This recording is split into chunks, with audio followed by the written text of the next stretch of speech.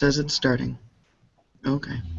Yep. So we are live and talking about Flipping 2.0 and talking about mastery level learning.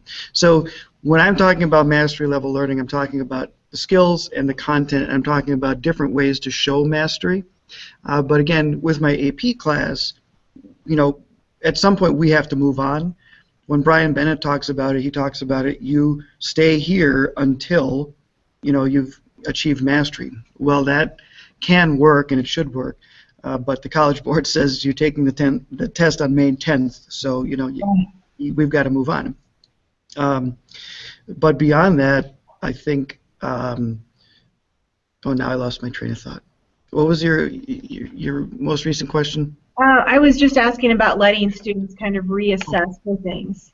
Yeah, so we do all of those mastery learning opportunities to show the learning, and I always say, I don't care so much how you show it or when you show it even. It's that at some point you have to show that you've learned this because we need you to know it.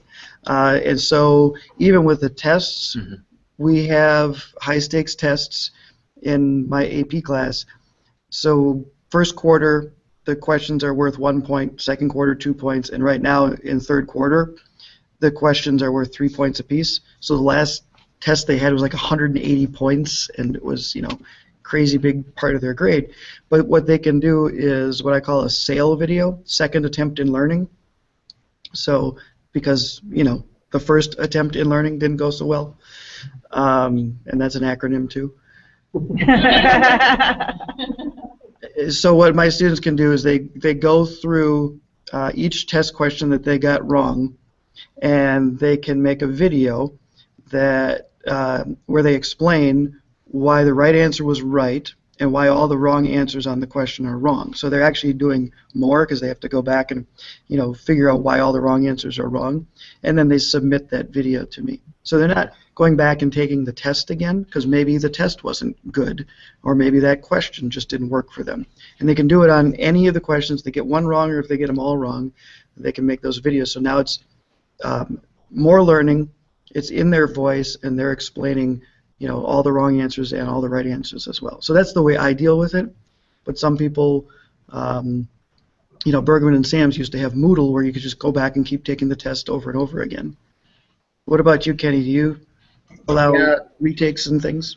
I don't know. I mean, that's kind of what I talked about in my chapter, is this idea of part-time flipping, and I just really think it's about making things work for you and your classes. So, Jason's obviously talking about his classes. I taught AP US History for 10 years. Now I'm teaching World History, which I haven't taught in 12 years. So I'm back to that, and I'm teaching American Issues to juniors. So in my classes, what we do is it's a hybrid of all those things. I think that's what I do. It's just a bunch of things in one. So it's project-based learning in that when we study a particular chapter, like in the chapter of the book, I talk about that, where recently we were studying the Korean War, Vietnam. It was really 1945 to present. So it covered 2 wars, 27 years in 5 pages of a textbook, which is insufficient. And what I do is I tell them all these different ideas, and then they go explore. And so from there, I had a girl make an entryway to the Chu-Chi tunnels, and kids were like trying to experiment to see if they could actually fit into this thing she made out of cardboard, and she measured it. I had students do projects on Ho Chi Minh, on napalm. So when I introduce a section, I go through all that core content stuff, and we have a quiz at the end of the chapter, and they're responsible for their own notes. But then from there, they get to do a project on anything they're interested in, and I just give them rough parameters of what should be in there.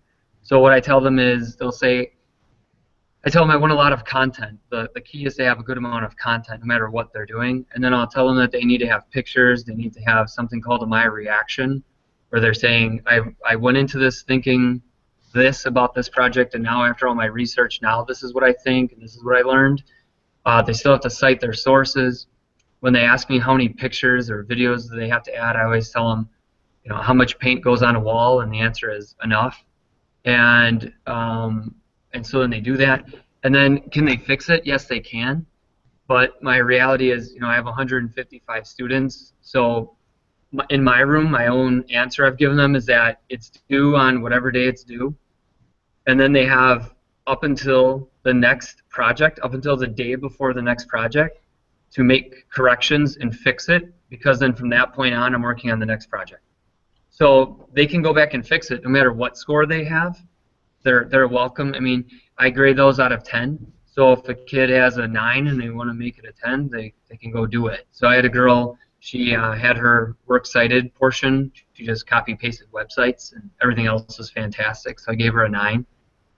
And she went back and fixed those and then she got a 10. So that's my way. Otherwise, I just feel like I can't keep up. And I think Kenny hits on an important point there, the idea that whatever works for you seems to make the most sense. You know, some people say that zeros are bad, and that's, you know, mathematically probably true.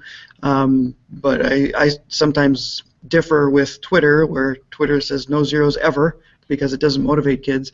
And, you know, I do a lot of talking to the kids because it's in the flip class where I have that time, but I know that there are some students who, if I don't put the zero out of 3 points for this thing that they have to talk to me about, you know, so maybe they have 10 things, and each one is worth 3 points. If I don't put that 0 into the grade book, they don't get, you know, sort of shocked into, oh, I really have to actually do this. And so, you know, I have seen the 0 motivate, but the 0 is not a permanent 0. It's a, the grade book says that I have 0 out of 3 on this learning objective. Can I talk to you about it? Sure, absolutely. You know, and so that's my quiz. It's a conversation where I always feel like I'm doing this where I'm trying to pull more out. You know, for the students who can do more, I'm asking them more higher level thinking questions and analysis and evaluation and, you know, Bloom's taxonomy or depth of knowledge questions, you know, whichever one you're looking at. So I'm trying to do that more and more, and if I can do that with some and not with others, it's because I know my students, and some days it's, yes, you understand the learning objective, that's as far as we can go. You know, that's a good day for you. And now let's see what happens next. So, you know, whatever works for you. I just, with my regular American Issues class, I just had a couple students say, well, hey, I got a 1 out of 15. Well, I didn't want to give them a 0 because they turned it in, but I didn't have access to what they had created. So the 1 out of 15 points was, hey, I know you turned it in, but I don't know what you did because I don't have access, so go do it and send me a link and tell me what it is. And then we talk about the soft skills, too, of send me an email that says, Mr. Bretzman, comma, this is what I did, here's a link to it so you don't have to go looking for it, I know it's late, and you shouldn't have to go back to what you already graded, and then sign your name at the bottom so I know who you are. And I tell them, hey, if you just, you know, send me a link, I assume that's, you know, someone's hacked your account and it's a, you know, it's spam or something, you know, so I won't even go look at it because I don't want a virus on my computer. So we teach them the right way to do these things as well. So it can be, you know, levels of a learning process, not just the content, but it's about the skills and the soft skills too. You know, is it breaking up on your end at all? Are you guys hearing me okay? Yeah, we can hear you. Okay.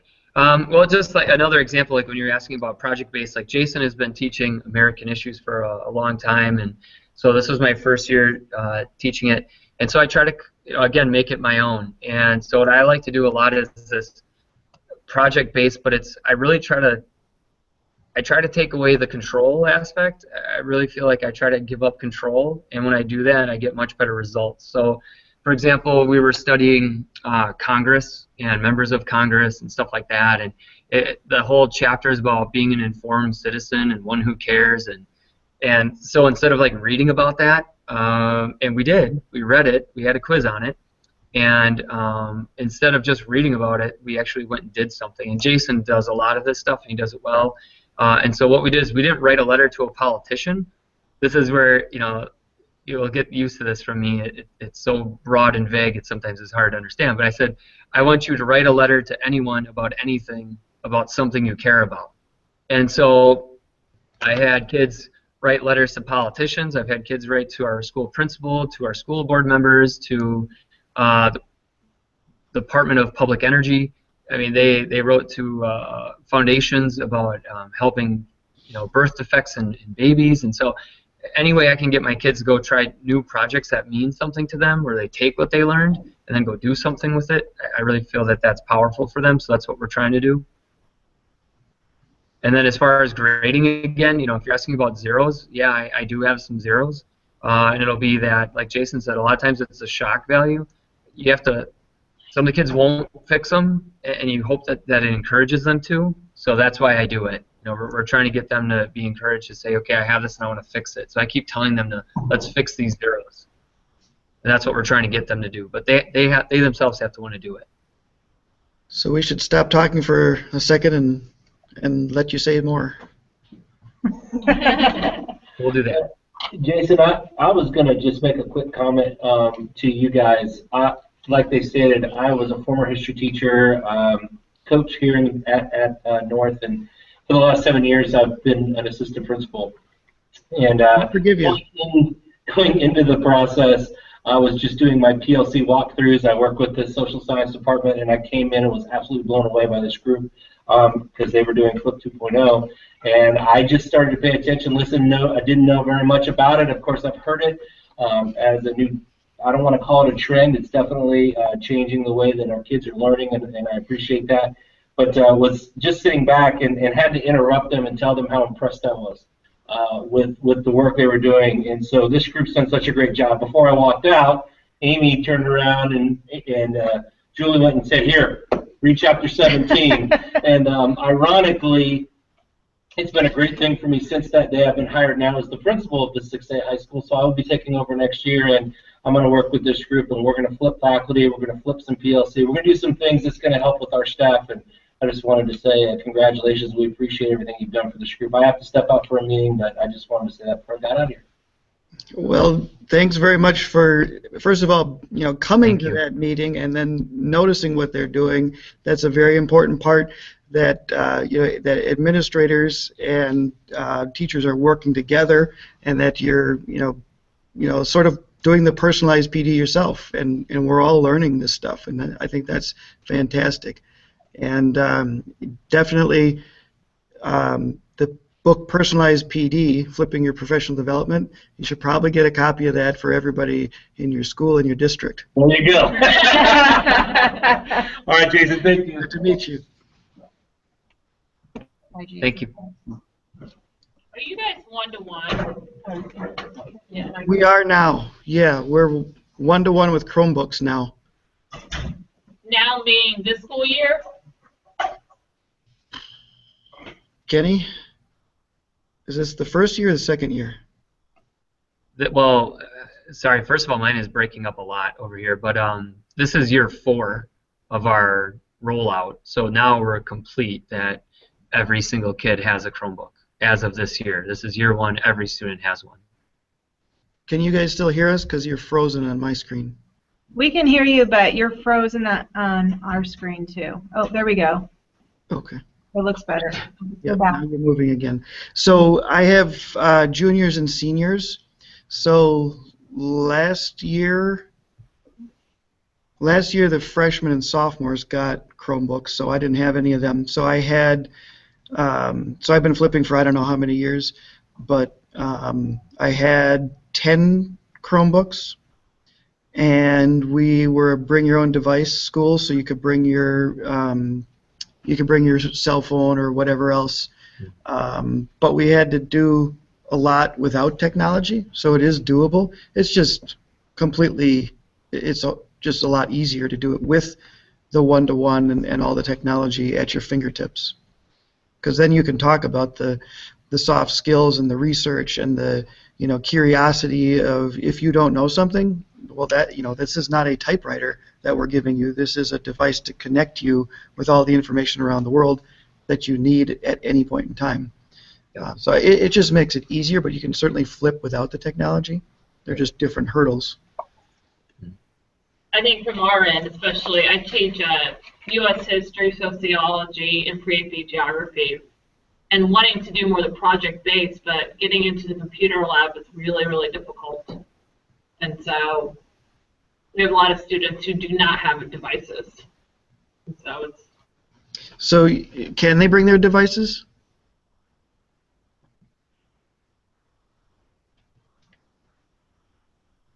Could you hear me? Were you asking me a question now? I'm hearing about one of every 15 words, so I'm trying to patch it up here. I was. Oh, So what'd you say? Did you say something, Jason? yep. I think We lost you for a minute, but we're back. you're back. Sorry. That's okay.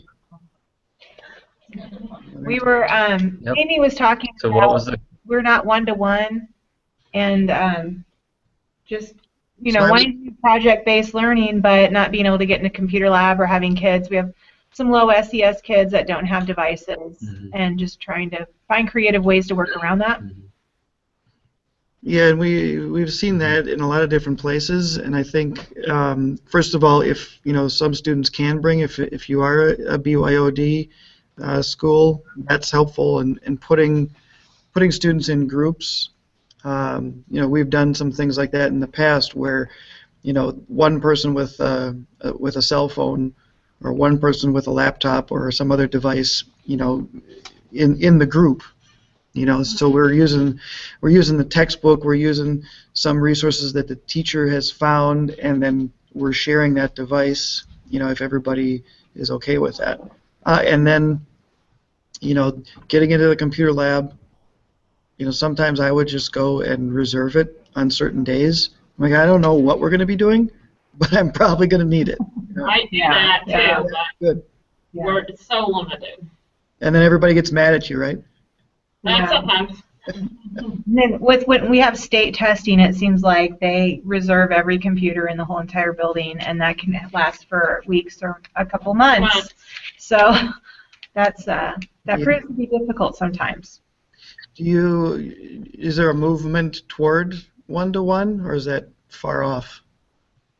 They're going to be at least 2 years now, is what I've heard. Yeah, 2 to 5 years we're supposed to be one-to-one. So and that's the goal. Okay. Well, some things that we've done. So we've gone and asked for some of the old devices, right? So you can go and to your principal there and say, hey, look, we are trying to flip the class so that students can do more and we can be more interactive and we can do all these wonderful things, but we need technology. Are there old devices that we're getting rid of, or are there devices that in 2 to 5 years that we need to try out, right? Because you don't want to just show up with Chromebooks and say, here, everybody gets one, and nobody knows how to use them. And so you might be the pilot group, right? So you could get 3 or 4 or 10 for your classroom. And that's sort of where I started out. It was we had nothing. We used the computer lab, and then it was bring your own, and then it was we had 3 or 4 devices, and then like I said, last year we ended up having 10, and that was enough with the bring your own where everybody almost always had one. And this year, there are different challenges. Now we expect everybody to have one, but not everybody has charged theirs, and so they show up with a device that's not charged, or they show up without a device. So that's a new challenge because now I don't have the 10 that I used to have. Sorry, Just use this. to jump in too. I don't know, Jason. Sorry. What? It's cutting in and out from you a lot. Okay. Do you want to try to? Can you hear me at all or not? Yeah. Do you want to log off and then try logging back on? Yeah, I'm gonna do that quick. Okay. Okay. All right. Because I can hear you. Okay. Sorry about that.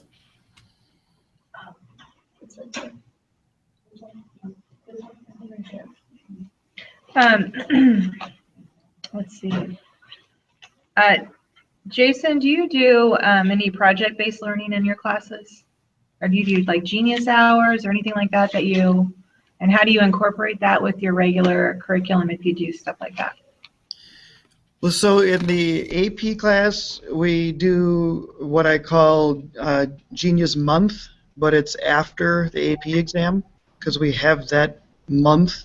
And so what I do is I ask students, because now they're experts in government and politics, I say, okay, what are you going to do with that? And then depending on the year, we do different things like what are you going to do with your knowledge, or we do what's your your 5-month, your 5-year, your 10-year plan as it relates to politics and government. Um, and then sometimes we do specifically identify a problem and then work on trying to solve the problem. And so we've done things like that where students saw that we didn't have recycling for bottles and cans, it was only for paper, and so they addressed that. They went and had meetings. I got one guy who took the class last year, and he's still working on his project this year about early start times, because we start too early according to the research that he's done. He wrote this like 20-some page paper, and he's met with school board members and senators and congressmen and women. It's just continuing to go, and the superintendent says, "Hey, do you know Clayton?" I'm like, "Yeah." I have a meeting with him, and I assume that it was because of your class. But that's where this stuff starts. But in the American issues, we try to embed that, like Kenny was talking about. We try to embed that when we learn about citizenship. We sort of do citizenship as well. When we learn about the legislative branch, we say, well, here are the things you're learning about. How do we see that showing up in the news? Like, what are, in current events, or I call them significant events, because not everything that's current is significant. It's Kim Kardashian, whatever. So this is what and right now we're also learning, in my mind anyway, we're learning how to tweet, to share what we know. So one of my big focuses is we shouldn't just be consumers of content, we should be creators of content, so everybody has something to offer. So what we've started doing is identifying something that we learned today, writing it on a post-it note, and then we sort of graduated from that to also asking questions, and then we graduated to looking at that post-it note, saying if we know that too, and then showing it to somebody else. So it's kind of like we're retweeting it. And so we're working on post-it notes right now, and then we're going to go to today's meet. And so today we started sharing links. So I learned this about the power of taxation, and here's an article where John Kasich is talking about, he had a balanced budget when he was in Congress. So now you can share that link and show somebody else. Well, what a fantastic thing. So we want to get to a point where we're doing things that are real, but we've built up to them. And like Kenny said too, we've sent letters to members of Congress. We've interacted with people in a real way and contacted them. We had, in the other class, part of the gamification that we were able to do, because we're flipping, we gamified Congress in the AP class. So when we learn about it, it's learning about it in a game. And one of the things that they got points for in their game was connecting with people outside of the school. So author of the textbook, members of Congress, people who are writing about national issues in the media. And so I literally had students calling people in Washington, D.C. to try to get them to tweet or retweet something that they sent them on Twitter. And so then they're all excited, and I had parent-teacher conferences, and I had the mom's going like, yeah, my kid was like running into the living room and he's screaming and shouting, and I thought he won the lottery. And, the chief of staff from some congressman's office called him back, and he was just so excited. And he's 17 years old. So do we exactly call it Genius Hour or 20% time? No, but those ideas of identifying a problem, working on solving it, connecting with other people, being in the real world instead of just on the the pages of a textbook. I feel like we're trying to live that every day, even though we don't necessarily put a label on it. Kenny, are you back? I'm here. I think, again, I'm still roughly hearing about 1 out of every 21 words here. So sorry. What Jason was just talking about is, like I was saying with my students in my American Issues, a girl was interested in the March of Dimes, and so she created a Twitter handle for March of Dimes. She called March of Dimes in Milwaukee, Wisconsin, talked to them. Then she talked to our building principal. She talked to, we're having a dodgeball tournament for a fundraiser, and then she asked if she could play a video from the March of Dimes, and she's raising money. So instead of just saying, yeah, I feel bad about this, or, I wish something could be done, we encouraged them to do something about it, and that became her grade. So it was project based. It was still helping her understand what it meant to be an active citizen. They all wrote letters, and I mailed out 20 of them on Friday, and then there's still another 16 that have to get their work into me. So they will, but that's again about the grading. It's more important to me that they get the work done than they get a 0, because I want them to learn that it's never too late to care about anything. You can get started anytime. So those are the things I like. Like in my world history class, and last year when I was teaching U.S. history, I taught U.S. history for 10, 12 years, something like that. Kids go explore and go learn, and I don't try to control so much what they do, but that it fits, roughly into the time period. So, for example, we were studying in our world history class this year. We were studying culture. I had a girl make what she called Russian pancakes, and she brought them in. Last year when we were studying the Oregon Trail, I had a boy make something called, or a girl, sorry, make, they're called Johnny Mormon cakes, and she brought those in. I had a boy, we were studying Chinese culture, and he said he wanted to make Chinese fortune cookies. So he did, and I already knew the answer that Chinese fortune cookies were not made in China. They originate in San Francisco, California. But by him doing this research, he started to understand the importance of research. And then he started to understand, like, where do these come from? And 3 boys made the project together, and they were in different hours. One boy was in my first period, the other boy was in my 3rd period, and the last boy was in my 6th. And so they kind of divided up the work, but then they all met up. And I asked them in front of the whole class, the one boy, I said, how long did it take you to make these fortune cookies? And he said 3 hours. Which is, I think, way more time than he would have ever put into just reading about China. And so by getting him to go do a project on something he was interested in, it kind of tricked him into the learning. And it works really well for me. And that's why I just call it part-time flipping. I think that so many of my students are so busy. They're working jobs, they're in multiple sports, and everyone wants them to produce great work. They don't have the time.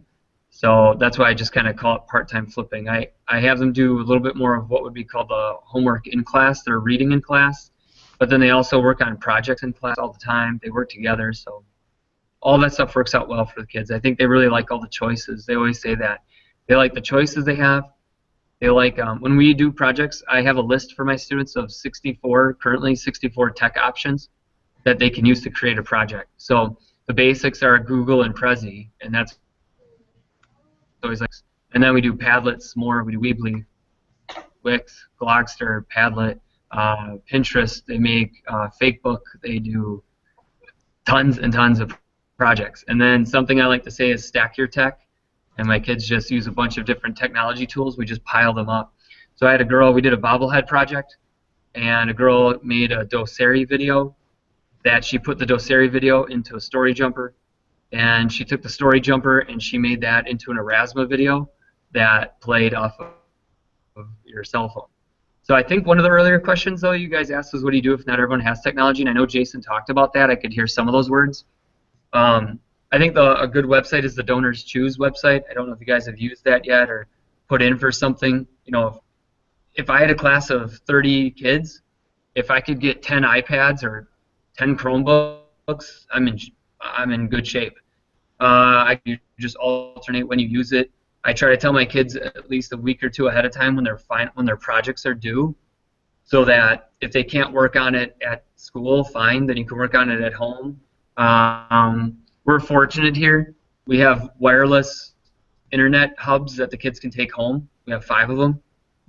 So kids that don't have internet, we have a good amount of our student population. I think it's about 17, 18% of our students are on free and or reduced lunch.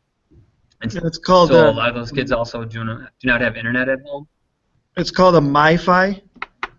So it's a little hockey puck type thing that. Hotspot. Yeah, it's a hotspot that they can take home, so they have internet at home.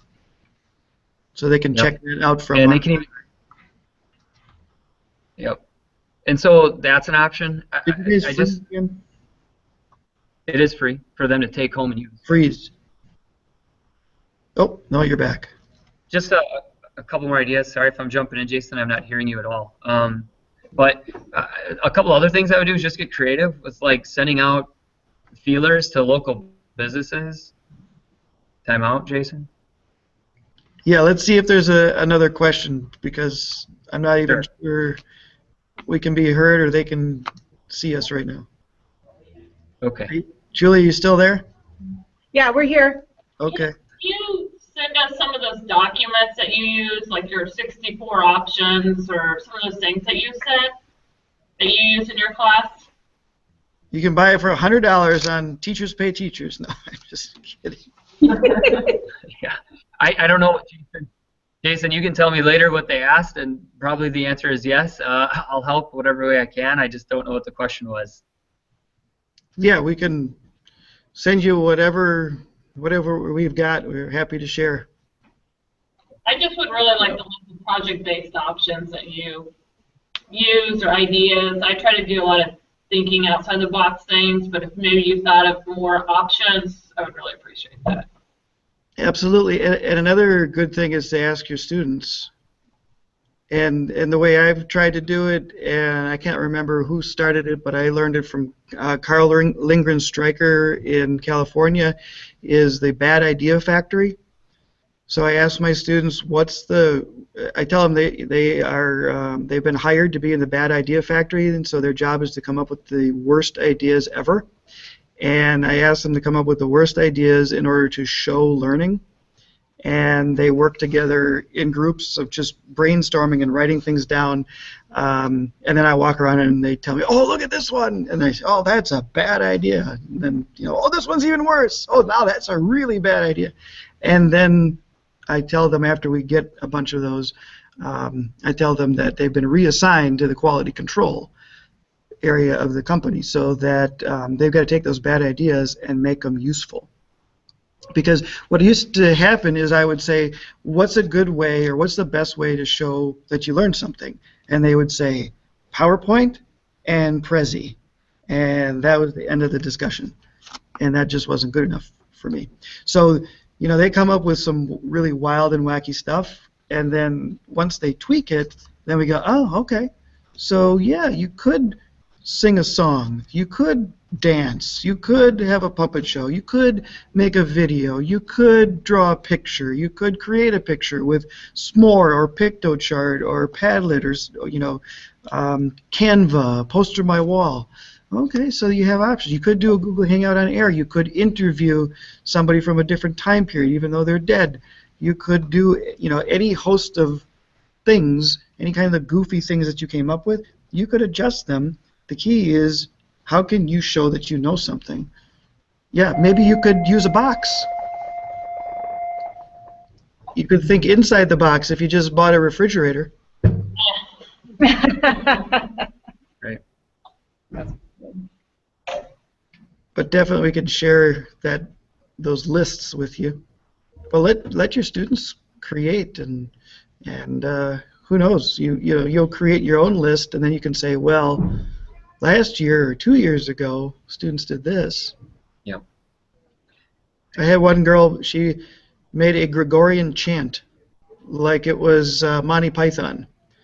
So it's a several-minute video of her, blah, blah, blah, blah, blah, blah, and then she pretended she was smacking herself with a book like on Monty Python. But it was all content-based, and she had a blast doing it. So, what else can we talk about? Go ahead. I teach AP US History and regular US History, and I really struggle with doing the project-based learning with AP because you have to put so much stuff so fast. I mean, do you have any advice on? Yeah. Was it about AP? I feel like regular history is not a problem, but the AP course is just really Yeah. Is it AP US? Is that what you said? Yeah. Okay. A few things that I did when I taught that for 10 years. What I did is, again, I just kind of opened it up.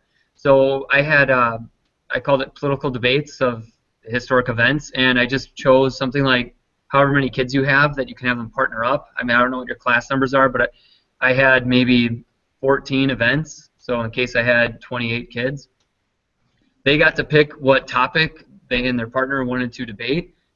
They got to pick the 3 topics that they were going to debate. And then what we did inside that was I just had them. Did we lose him, Jason? Looks like it. Okay. Man, mine has not worked well. I couldn't hear anything you were saying. Yeah, I don't know what to do about that, but Yeah. It's the internet. It does that. We are back. I don't know. We cut out. I'm sorry. Sure, no problem. I was just saying that's one thing is that now this is a way better connection right now. So anyway, the kids would pick their debate partners, but then I try to add fun things like it doesn't matter. I mean, sometimes it's not about all the scores, but I had them bring in a food item that represents their debate topic.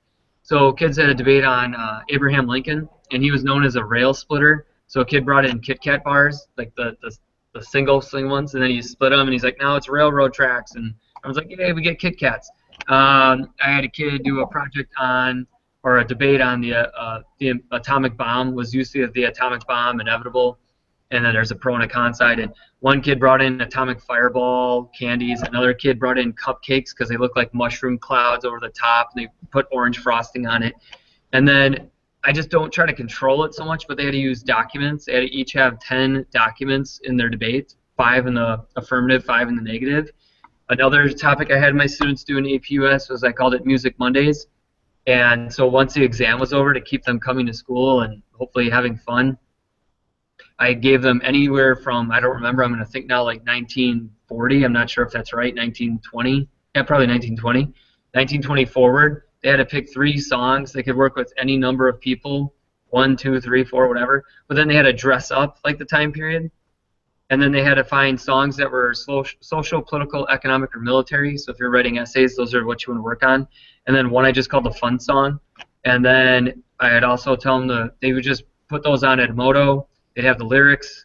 Again, they'd come in dressed up like it. And then if they danced, I gave them extra credit because I thought that was fun. Watching kids dance to Charleston and stuff like that, it was pretty cool. And then so that was more project based, and it just kind of freed them up. It gave them something to look forward to. I also had them do something called My Favorite History. So out of anything we covered in U.S. history, what was something you were interested in? And then they went and did that. So sorry, my lights just went out. Anything they were interested in. That way it became, again, project based, but it was choice. And I think they like those kinds of options because you are just grinding through 44 chapters. It's a lot of work. You did most of that at the end of it? You were able to kind of, throughout the course, do that? The debates happened throughout the entire course, and those went in connection. They were in correlation with the chapter at the time. So when you signed up, I would tell them, if you sign up for the first topic, you better be ready to go in the first quarter because they're going to happen early. But if you sign up for the the 14th project, you're going to be at the end of the year. So it kind of depends on that. But Music Mondays was at the end. We just did those in order. So Kenny, wouldn't you say too that the part-time flipping would work, or does work well for the AUS just because there is so much content? You have to say things as opposed to go more in depth into them because there is so much content. Yeah, in my AP class, I definitely used. That's where I kind of started my part-time flipping stuff. Where one of the things I did back then was I took I don't know what textbook you guys use, but I used Pageant. And they refused to read those yellow pages, and the specifics on Puerto Ricans or the Irish, the French, and so I kept begging them to read them, and I said, yellow means slow down, it doesn't mean skip over, and so they weren't. So then I tried to trick them into reading them. So then I took my iPad, I took pictures of those pages, I loaded it into a project format that I use called Doceri, and then I narrated over it, and then I posted those to my Edmodo page, and then they wanted to watch them. So that kind of freed up class time. I didn't have enough time. So then certain content, I just would make videos and post those on Edmodo, and I did not talk about them at all. They weren't necessarily reading them. I felt guilty I wasn't covering it, so I made sure I covered it, but I put it into a format that they could access on their own. And another person, if you're on Twitter, that you might want to connect with is David Fauch. He teaches AP US History, and he's from Michigan. Yeah. Oh, there you go. Okay. And I think that for whatever you're flipping, I think a good way to start is with part-time. Like Kenny said, take a piece or take part of what you do. Maybe it's every other chapter, in a textbook, or maybe it's every other topic to start with.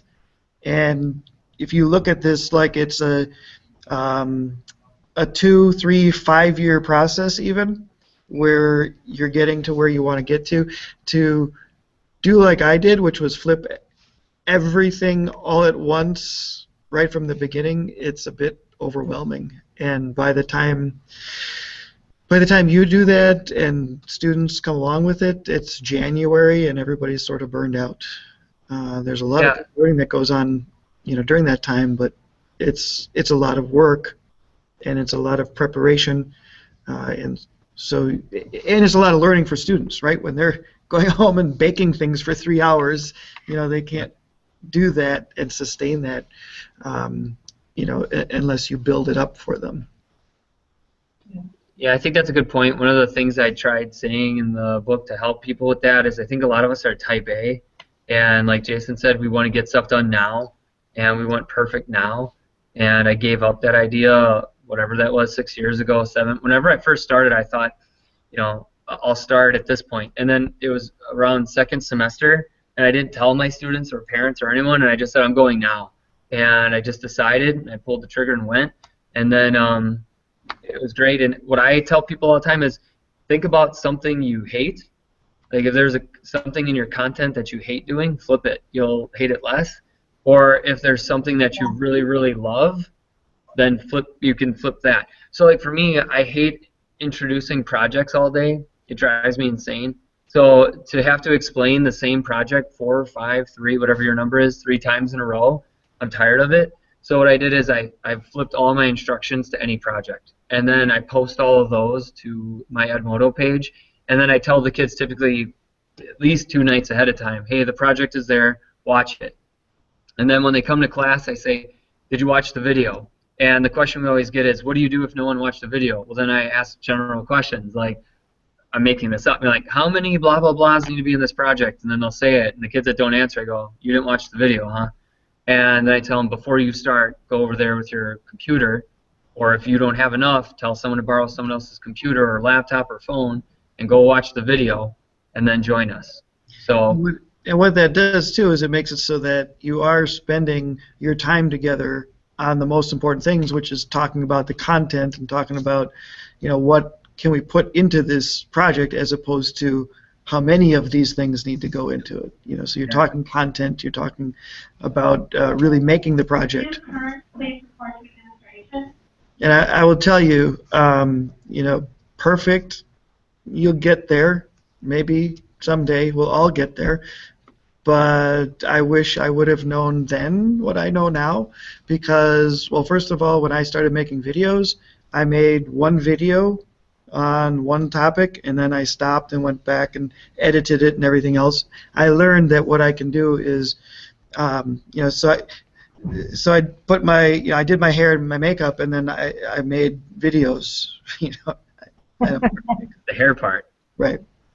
So what I do is I make 6 or 7 videos. I just sit in front of the computer and talk and talk and talk and talk and talk, and then I can go back and edit it. So I make a 30-minute video about a bunch of different topics, and then I can go put my T-shirt and my sweatpants on, and I can go and edit it. So instead of making every time I made a video, oh my God, put my shirt with a collar back on and go make another video, I do it all at once and then go edit it. The other thing that I did was, which I wouldn't do anymore, is every time I said or coughed or whatever, I edited that out. Oh my goodness, who cares? I mean, literally every minute or two, I said gotta cut that out. I mean, it made the video maybe 15 seconds shorter, but it was, cut and, slice and move, and oh my goodness, who cares? I say and sometimes I cough, and right. my students get to see that. Yeah. But what they don't see, I do cut out the part where I'm, sitting there like this.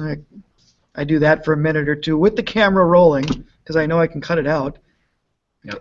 Okay, this is what I want to say, and then I'll start talking again, and then I cut out the part where I'm drinking a cup of coffee or something because they don't need to see that.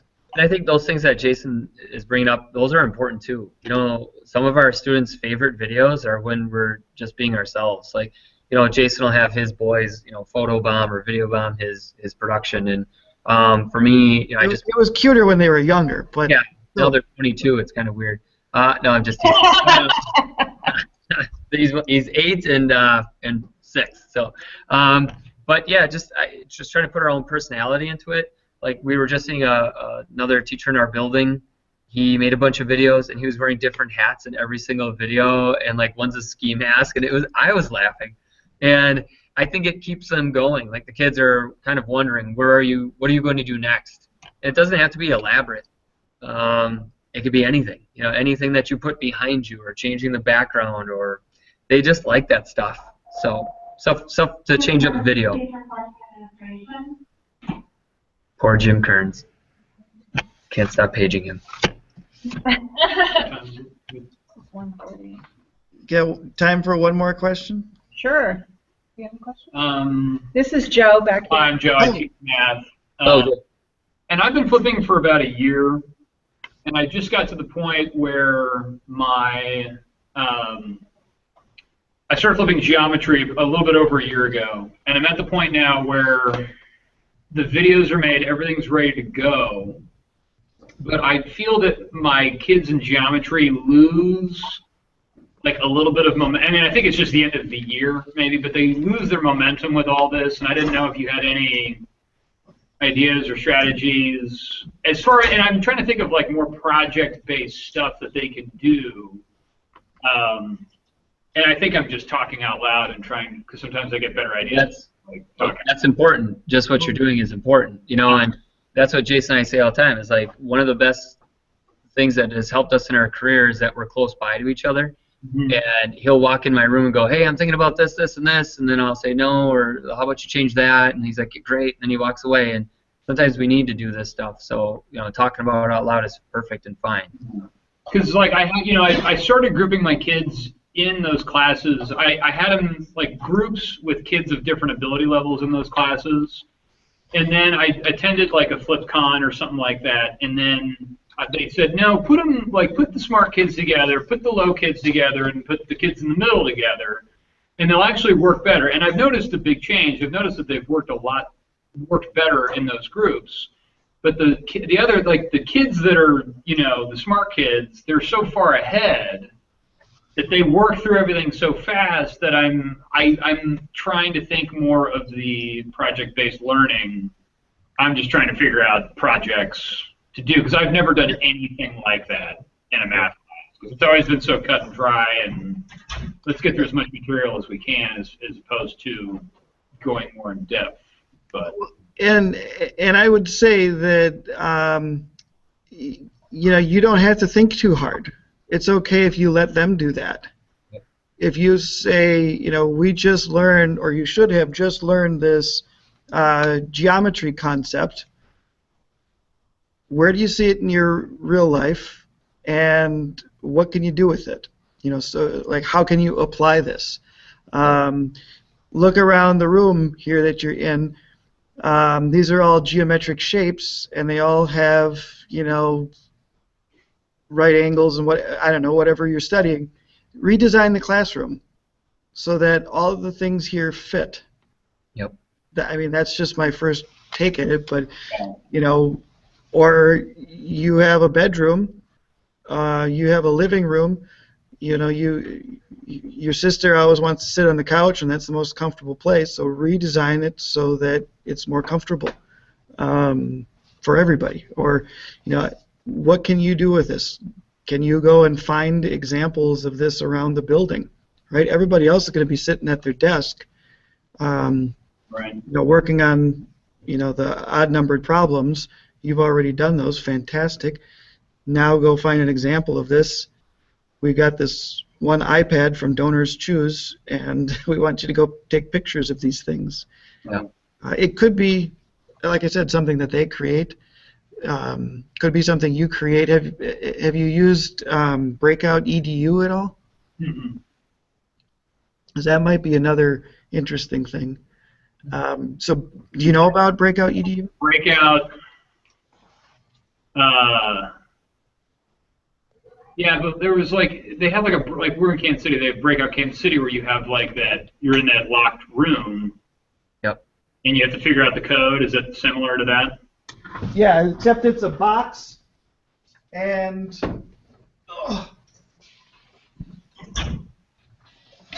it's a box, and the box has a latch on it, and it comes with a bunch of locks. Huh.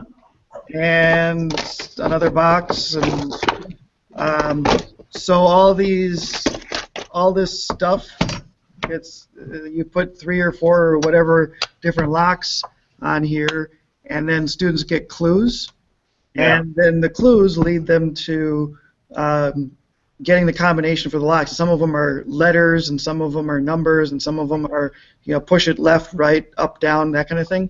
Yeah. So you could create math problems, geometry problems that have various steps that lead them to, finding the solution to the locks, and who knows what's inside. Maybe it's a story problem or something else they want. For me, again, some of those things are. I was talking to some of our math teachers here, and they were asking about some of the project ideas, and a teacher was saying, what would you do in probability and statistics? And I said, well, what I would do is just I really try to get to know my kids and find what they're interested in. So I know one of the boys in that group is interested in basketball, and so I asked them, could they use statistics to defend which basketball player is the greatest one in the history of the NBA? And so then they came up with categories, and they did that. I have a girl in my history class that loves horses, and she bought her first horse, which I told the kids is the equivalent of buying 3 automobiles. And so she did a history project. We were studying World War II, and she did a history of horses and war. So my point is, if you just kind of ask the kids, like Jason is saying, how can we take this and apply it to something you care about? Whether it's making a home, redesigning a classroom, is it changing dimensions of some building? I don't know, because that's not my academic strong suit, but just trying to find a way to give people a choice, and then taking what they learned and running with it. They love it when you try that. Yeah. And if you go back to that the Genius Hour 20% time idea of identify a problem, so students are identifying the problem and work on solving the problem, and then connect with other people. Well, now you've got all kinds of options, right? What is it? What is a geometric problem? How can you work on solving that problem? And then how can you connect with other people? Again, somebody in college that you're going to go, to their university, and they're going to be the geometry professor there, or somebody in the real world of whatever it is, the bridge is falling down, and that's a problem with geometry. And how do we contact those people to find out how to fix it? Or so somehow we're connecting with other people. Might be again something that students care about. I think we talked too much. They cut us off. I think we broke the internet. Put in a couple more quarters. It's because I said Kim Kardashian, right? I think that's what it was. Oh, wait, look out. Oh, we lost you for a second, but guys, thank you so much. Jason, Yeah, it's an honor thank to you. be able to sit and chat with you. And Kenny, thank you for joining us. And Yeah. we had one small little request. Would you guys do like be in a selfie with us? Sure. Sure. I think that would be so super cool. Okay, cool. All right, hold on. We don't have to make any duck faces or anything, do we? No, no faces allowed. Okay. I like this. This is cool. Love it. Good. He's got it up. There you go. Are we in?